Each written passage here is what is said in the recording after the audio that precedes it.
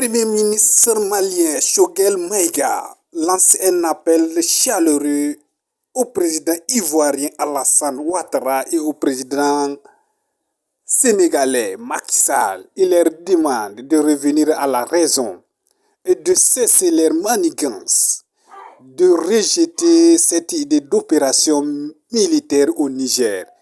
Il dit de cesser de travailler pour les intérêts français. Il leur demande désormais de travailler pour leurs propres Africains, car un jour ils ne seront pas de ce monde. Et il faut qu'après leur départ, l'histoire retienne d'une bonne chose. Écoutez le ministre malien. Je voudrais lancer un appel à mon cadet, le président du Sénégal, et à notre doyen, le président de la Côte d'Ivoire. Il ne faut pas être utilisé par une puissance étrangère pour son agenda personnel. Demain, vous ne serez pas là. Demain, quand vous ne serez pas là, parce que tout humain est appelé à partir, il ne faut pas que ce soit vos traces que l'Afrique va retenir. Il ne le faut pas. Ce n'est pas honorable pour votre peuple. Et d'ailleurs, est-ce que les militaires de ces pays vont venir tuer leurs frères nigériens? Je suis sûr que non. Personne ne veut de cette guerre. Moi, j'étais surpris un peu récemment par une sortie de mon cadet Macky Sall. Vous savez, en 2018-2019, moi je suis beaucoup. Macky Sall a une conférence sur la paix au Sénégal, s'est interrogé. Il dit, mais comment au Mali, on est jusqu'à 15 000 hommes armés et le terrorisme continue de s'étendre? Personne n'a pu lui répondre. Vous voyez, cette lucidité est perdue cette année. Quand le Mali a demandé à l'administration de partir, c'est le même que j'ai entendu dire, mais comment les Maliens vont s'en sortir si l'administration n'est plus chez eux? Mais il faut apprendre à être cohérent. Vous savez, quand on dirige les pays, on travaille pour l'histoire. Il faut penser à ce qu'on laisse. Il faut penser à son héritage politique. Le doyen Houphouët-Boigny, les gens disent ce qu'ils veulent de lui. Chacun a son opinion. Moi, je ne rentre pas dans les débats idéologiques, mais je constate seulement que son grand parti, le RDA, ils l'ont fondé au Mali. Mais plus, vous savez, à la veille de ce qu'on appelle la démocratisation, Houphouët-Boigny a dit aux Européens, il les a mis en garde, qu'ils sont en train d'exploiter l'Afrique, mais qu'un jour viendra, dans 40 ans, dans 50 ans, on est aujourd'hui peut-être à 50 ans, que les Africains n'accepteront plus ce que les Européens sont en train de faire. C'est Houphouët qui a dit ça devant des Européens. Et Houphouët leur a dit qu'un jour viendra où on discutera non de l'acier, non du prix des minerais de fer avec les Africains, mais du prix de l'acier. C'est très important. Dans tous nos pays, quand vous fouillez dans l'histoire, vous trouvez que les Africains se sont révoltés contre l'injustice. Maintenant, nous avons des nouveaux dirigeants. La jeunesse ne veut plus ce qui s'est passé par le passé. Elle n'en veut plus. Il faut changer de paradigme. Il faut que le prix du cacao soit fixé à Abidjan, au Ghana désormais, et non à Londres ou à Paris. Il faut que le prix de l'or soit fixé au Mali, en Afrique du Sud, et non à Londres ou à Paris. Il faut que le prix du cobalt et des matières rares se fixe au Congo, et non à Paris ou à Londres ou à Bruxelles. C'est pour ça que nous battons. Je dis donc aux Nigériens pour terminer, tenez bon, vous n'êtes pas seuls. Toute l'Afrique regarde aujourd'hui le Mali, le Niger, le Burkina Faso et d'autres pays.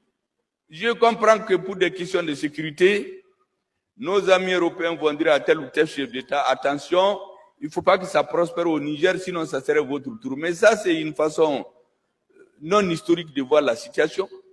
Un président qui travaille bien, il s'entend avec son armée, il n'y aura pas de problème. Mais un président qui vient dire à son armée de baisser les armes, parce que les terroristes sont plus forts que lui.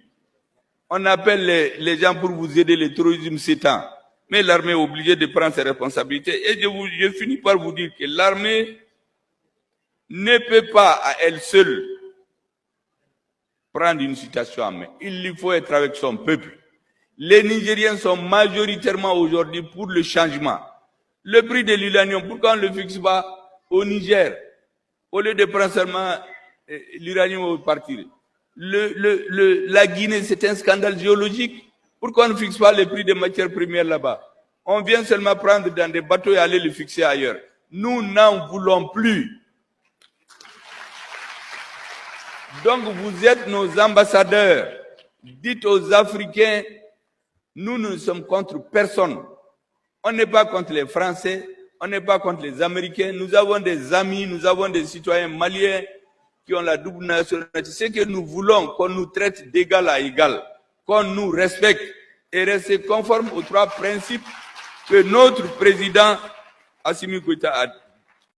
Après la sortie du Premier ministre, le ministre des Affaires étrangères, Abdoulaye Diop, lui également sort de son silence et dénonce l'ingérence croissante des États européens en Afrique et également le deux poids deux mesures concernant la crise du Sahel et la crise ukrainienne et également reconnaît la responsabilité des dirigeants africains et dit être prêt maintenant à prendre sa responsabilité et ses collègues africains, eux aussi doivent chacun prendre sa responsabilité pour le développement du continent africain.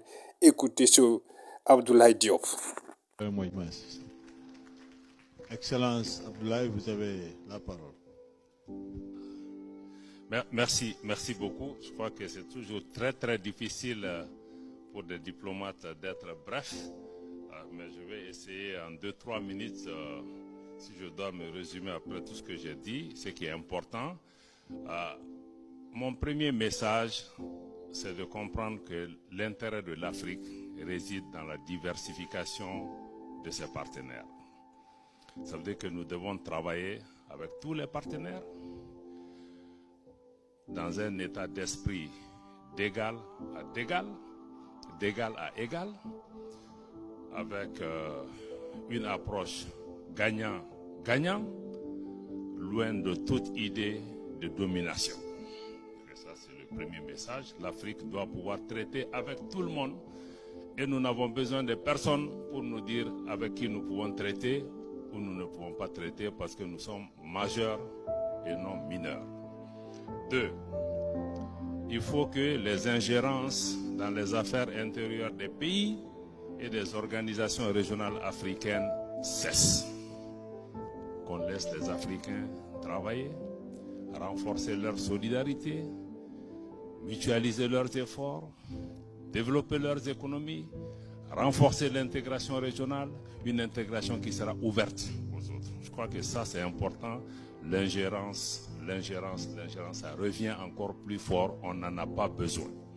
3. Je crois que les considérations géopolitiques ne doivent pas primer sur la vie des populations. Je répète, les considérations géopolitiques ne doivent pas primer sur la vie des populations. Je vous donne un exemple. J'étais au G5 que le Mali a quitté. Nous y avons travaillé 6 ans pour mobiliser 423 millions d'euros pour financer la force conjointe du G5 Sahel. À ce jour, ce n'est pas un objectif atteint.